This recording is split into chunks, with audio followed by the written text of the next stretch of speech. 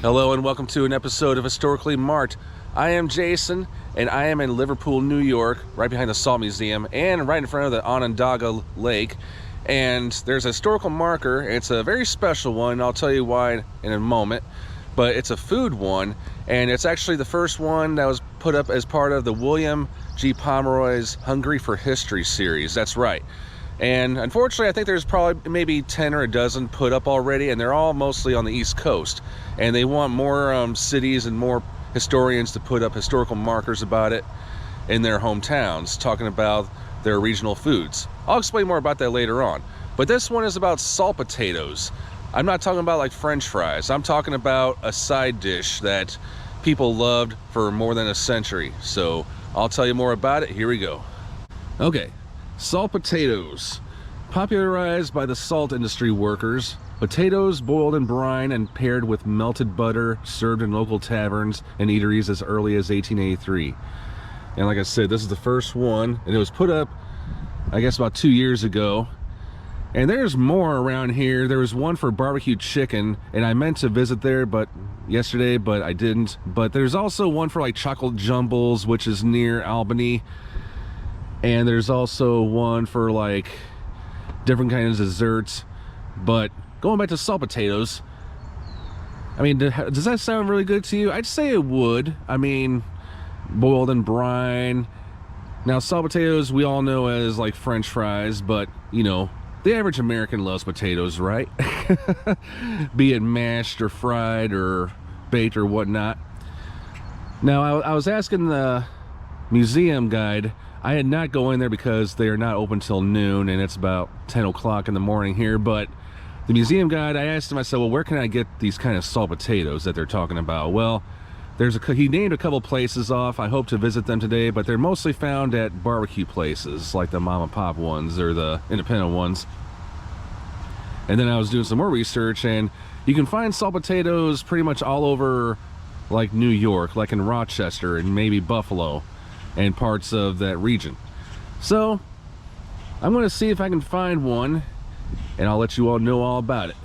Finding a place that serves traditional salt potatoes was actually a challenge, but luckily sources pointed me to Bull and Bear's Roadhouse in East Syracuse, because from what I've heard, they love the publicity, and they've got killer loaded salt potatoes. Alright, so I did order the loaded salt potatoes. I mean, they didn't really have plain salt potatoes, but you know what? I figure I might as well splurge a little bit. It's got green onions, barbecue sauce, pulled pork on top of these. And let me see if I can take out a little potato. Okay. Yeah, like ground potatoes. They're kind of mashed in a way. Butter on it. But I'm going to now chow down. All right, I'll let you know how it was. All right, so I'm about halfway through this, and the potatoes are very, very soft. I can't even taste the potatoes, which I don't know if it's a good or a bad thing. Well, I can taste them, but they're like, you know, the backbone of the whole thing, if you know what I mean.